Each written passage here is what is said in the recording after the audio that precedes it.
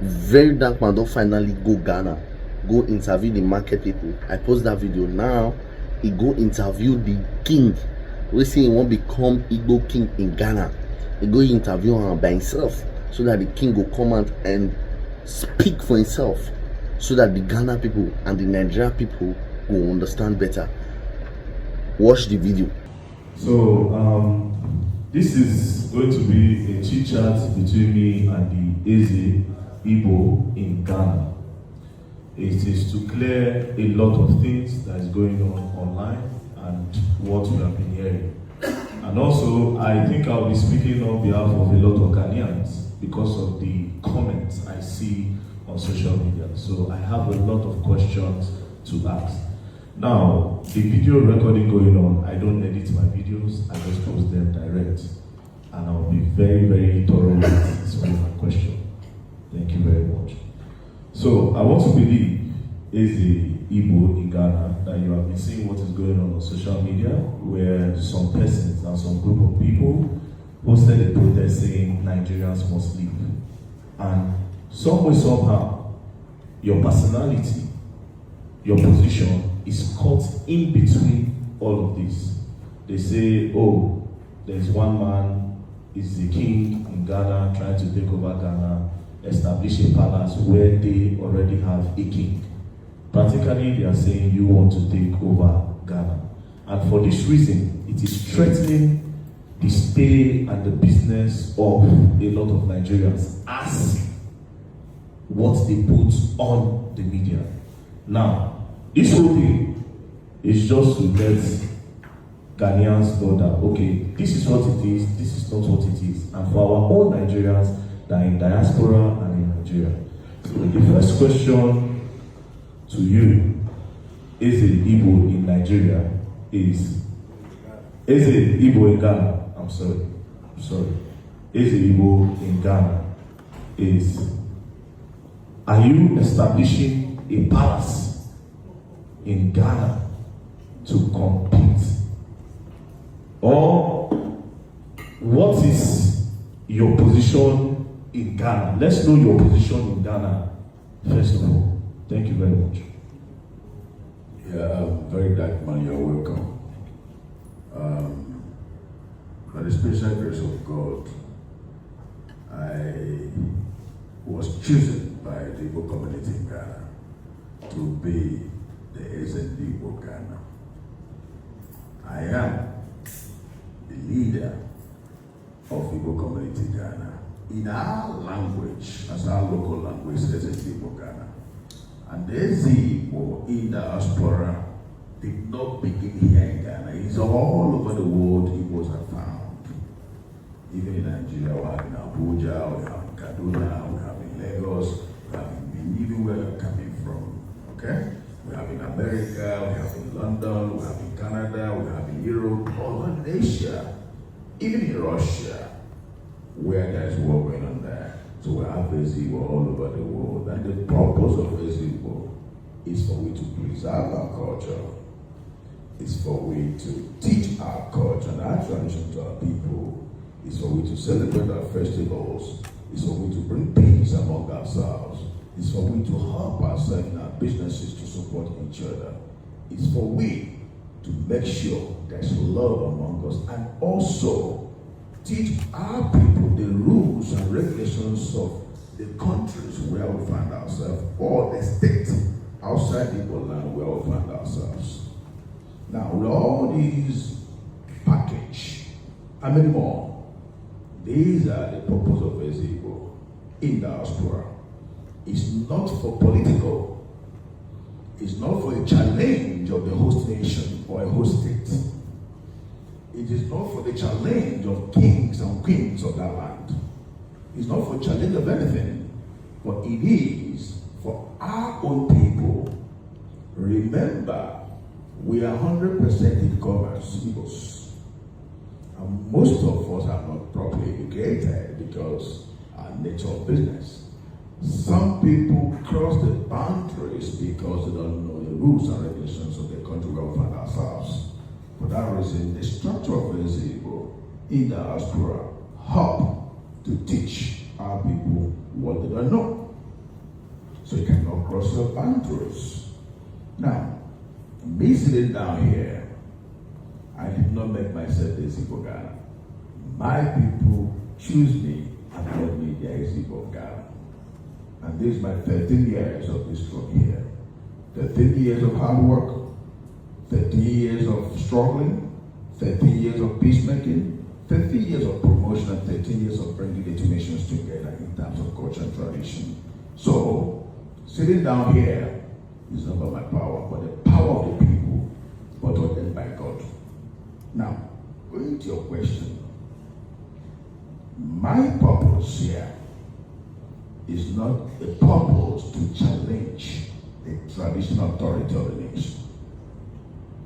And I have never, or we have never, the Igbos in Ghana, ever think or had a thought of building a kingdom in Ghana.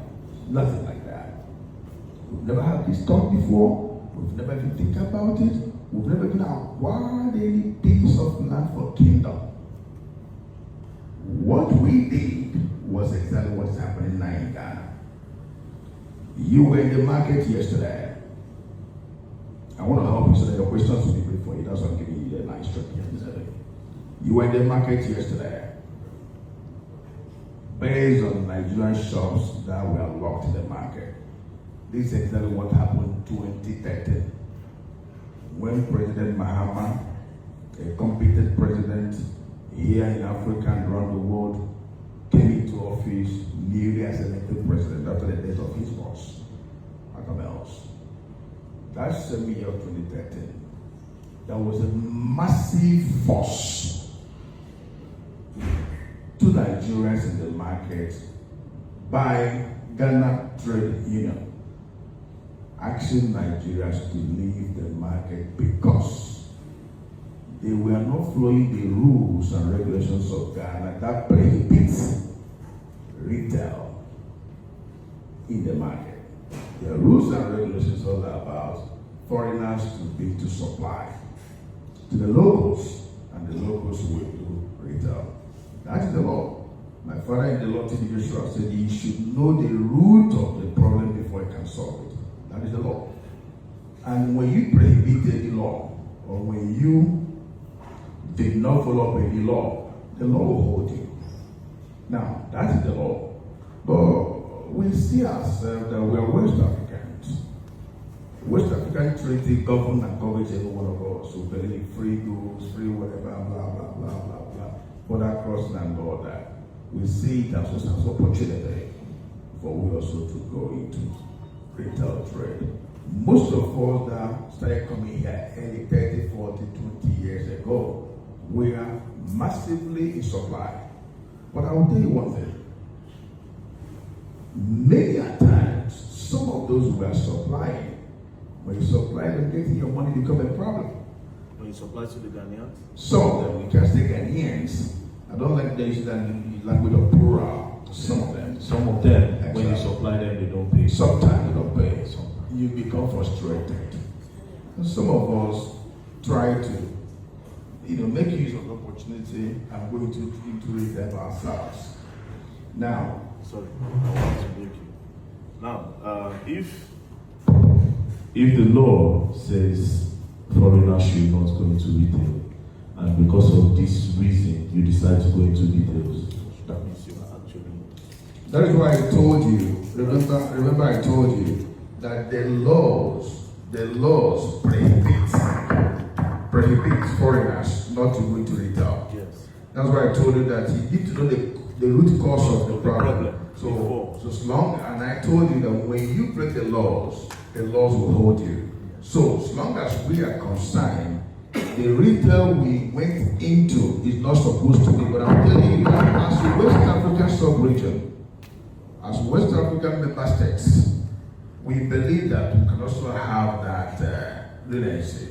So at the end of the day, it is still breaking that law. However, I was thinking that why didn't you people maybe try to look for a way to maybe fix the law to work. That's why I'm trying to help people. Okay, I'm coming back. Sorry for continuing. Yeah. Sorry for Let me help you so that your interview will flow very well. Okay, thank you. Now, I said something. I said during this issue, the Ghana Trade Union realized that Nigerians, we are going out of the laws by doing retail in the market. But we also see other foreigners retailing, like the Chinese are retailing, the Indians are retailing, some other people. We also use that opportunity. Now, we also see ourselves as West African member states that we can also go in there. Looking at the trade laws of Ghana, that you should have the equity of maybe $1 million. Before it was $300,000 during COVID time. During this time, they move it to $1 million as the equity. You can trade and all of that. But then it's not everybody can afford this. Okay?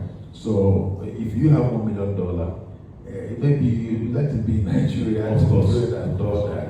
So along this process, our shops were locked.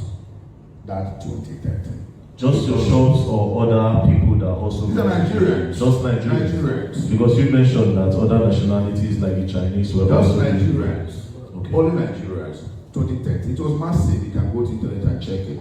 So along this period, myself and some of our elders, we engaged meetings, several meetings, with the Minister for Trade and Industry then. In and out meeting. In one of the meetings, some of the executives advised us, they said, well, take your people, you guys should go and build a mall so that you will move out of the local market and do your trade business in the mall. He made a reference of Accra Mall. Foreigners are there retailing because it's a mall. Because the trade law is talking about local market. But it did not prohibit you not to be in a mall. Then we sat down. What do we do? Then that is how we started thinking, which area can we acquire land for more? Then that is how we thought about Aflawo Road. That's the road we come from. The ECOWAS Road, that's the road you can go home from Ghana to Aflawo, that's no go and all that. We think about that way. And there is this village called Odningo. From our NGO far back 2007, 2008, we built a school for that village. The king is a friend to us. So we went to him to tell him our vision. Your Majesty, we want to get a land for Igbo Mall. And he has been telling us to come and buy land for development and all that. Now opportunity has come. The last we were there is 2007, 2008, after we finished the school. Now 2013, many years ago after that.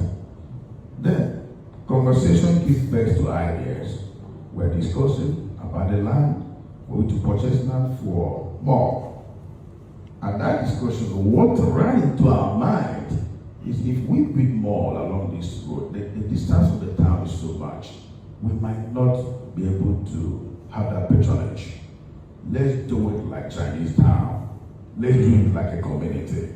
Let's do it like a village where we can come, acquire land, build houses, and have a community where we can do business. Just like Chinatown. Just like Chinatown. This came in our mind. We'll quickly have that chat with the king. The king was happy because that would bring development for him. Now, he offered us, okay, and we can even give you guys 200 acres of land. You pay installment. Say, Your Majesty, no, it's too much. Give us like 50 acres so we can pay gradually. And that was beautiful discussion, beautiful deal. He asked his boys to go with us to the land. We saw the land, beautiful land, green area. We took pictures and videos. Went back to the king to tell him, yes, we're happy, we love the land. Then we discussed the price and the modalities of payment. We agreed to pay every 3 months. We came back.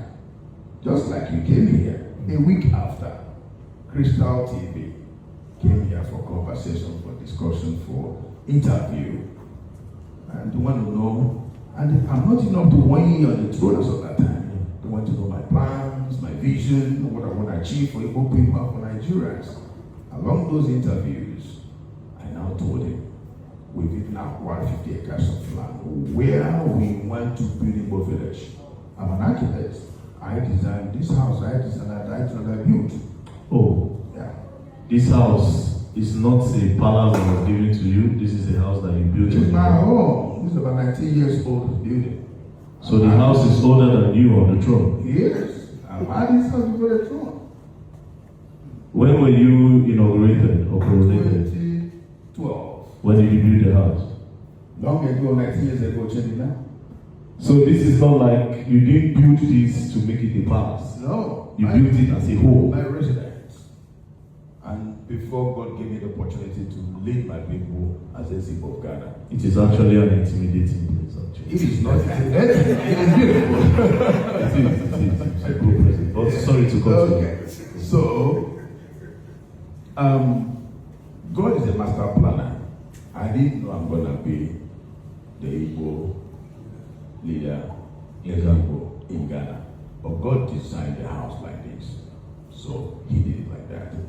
He knows what he's going to be for future. I've never dreamed, I've never thought of being a king or being a chief. I mean, being a Igbo, being a leader or whatever. All I know, I am a successful businessman to the glory of God. Thank God for that. Now, along this process, they came for interview and they want to know my plans and my visions, and I told them, I said, look, we have acquired 50 acres of land where we want to build Igbo village. The definition of village and kingdom is different. Yes, Google it, check it. Different meanings of kingdom and village.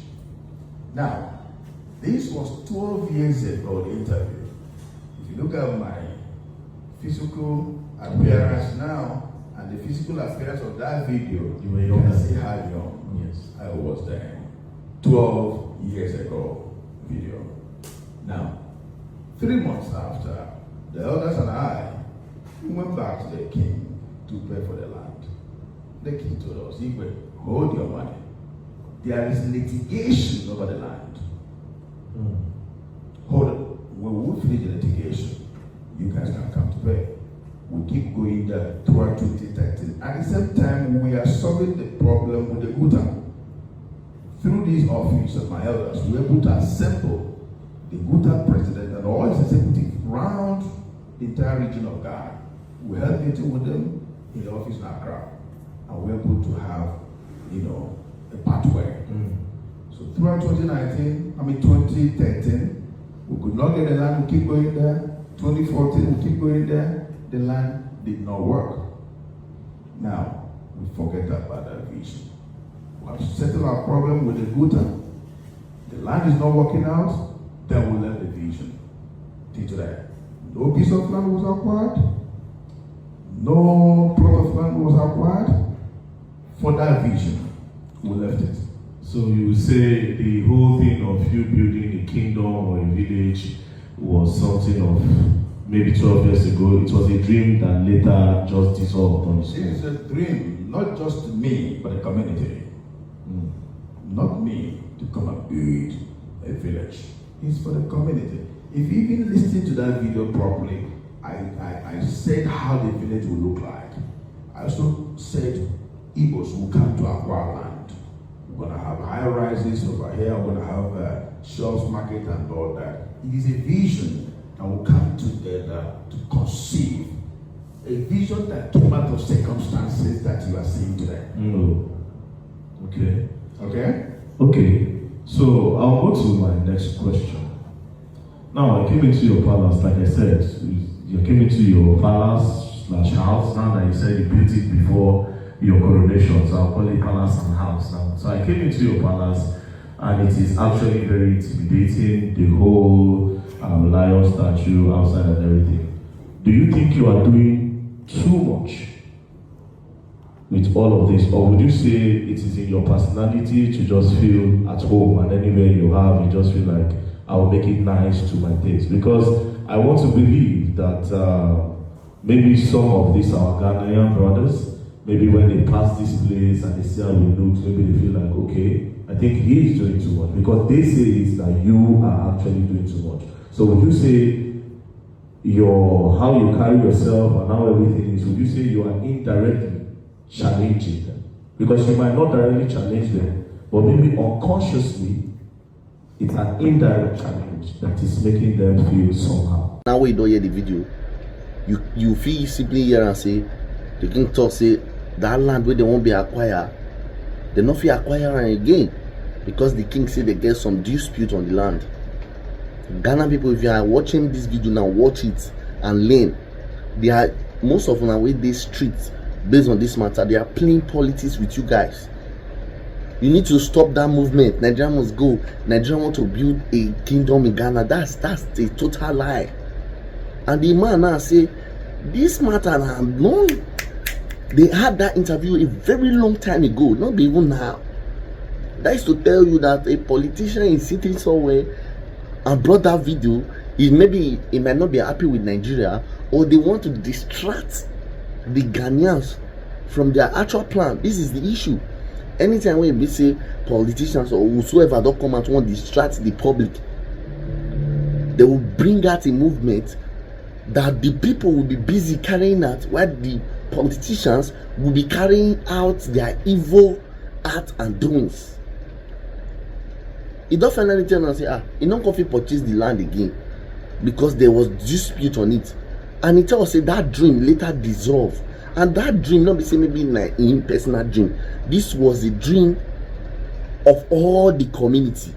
And he was a friend to the king. You listen to the video carefully, so that somebody will not just carry you people and take you to the street and start protesting, and you think you are protesting for this, and meanwhile the agenda they have under the protest is to distract you while they are carrying out the exact mission. Because now because of lack of understanding, we African people will suffer. The government usually use us to play politics, and I'm getting sick and tired of this issue. Nigeria must go. 95% of people waiting down street with the shout, Nigeria must go, Nigeria must go, Nigeria did this, Nigeria did that. Nigeria never do anything. Nigeria never do them bad. If you ask some, say, what in Nigeria do you? They go say, they saw online when Nigeria was killing somebody. Like, come on. Most of you don't have credible evidence to back up your claims. And you claim that Nigeria are the one that is constituting the nuisance in Ghana. That's a total lie. Who teach you that thing? They are Chinese. They are different foreigners in Ghana. And those foreigners you are seeing, they get themselves dirty. They get themselves into dirty things. Both Lebanese, both the Indian, both the Chinese, all of them just cram it all and believe that Nigeria is the problem that you guys are facing in Ghana, instead of you people to go and walk. Now you are closing down Nigeria shops in Ghana, but most of you don't know how to do business. You say Nigeria people should only be a distributor. How? Of course, Ghana is an African country. You don't have a right to tell any Africania to leave Ghana or do this or do that. You want even the person where they say they in charge of the shops for that place where they say may Nigeria they close their shops. The person say they feel they give them goose. They feel they give these Ghanaians goose, may they say, but they are not returning money. They not they return money. Ghana people where they do business, we know they serious with business, they joke with business. Do you think that you will get any benefits from joking? Look at all these demonstrations you are doing. Nigeria must go. Is this not joking? Those people where they protest say Nigeria must go. Don't you have work? Don't you have work? Now you leave your work, you come to the street and start shouting, Nigeria must go, Nigeria must go, Nigeria must go. Instead of you to be at the shop or in your working place, be working. You let one politician deceive you now. Now you hear from the Igbo king by himself. He said the mission did not carry out, and they wanted to build a community just like Chinese town. You are closing Nigeria shops, but there's Chinese mall all over the whole of Ghana. Now they worship white man. But if you see black man, will hate her like say now one kind thing. Nigeria must go. The person where they push that movement, I believe that person also want to be a president. Okay, you want to be a president and you don't know how economy is run. You don't know how economy take the work. Don't you know that foreigners contribute more into the economy? You don't know. And you say you want to be a president. Tomorrow you become a president and the economy of Ghana will collapse. See, Ghanaians, let me tell you, Nigeria are your brothers. There is a lot of Ghanaians in Nigeria. So the demonstration you guys are doing is just zero. Because the thing we want to bring upon ourselves now is very dangerous. Don't bring this war upon yourself. Remember what happened the last time. Don't bring this dangerous thing upon yourself. If you are into that movement, Nigeria must go before. Go back to work. Instead of you to be working in the street protesting, tomorrow now you start complaining that you don't have food. Who will give you if you go protest, who will give you food after you protest? Do you think the person with the lead in a protest say go come share money for now? Go now take chop for house? You guys go and look for work. I don't understand. Focus. Don't let politicians play you. Politicians, they are playing you now. All those things where they claim does not happen, does not exist. No evidence to back all these things up. Go and work. Concentrate on your work. Leave all this politics game.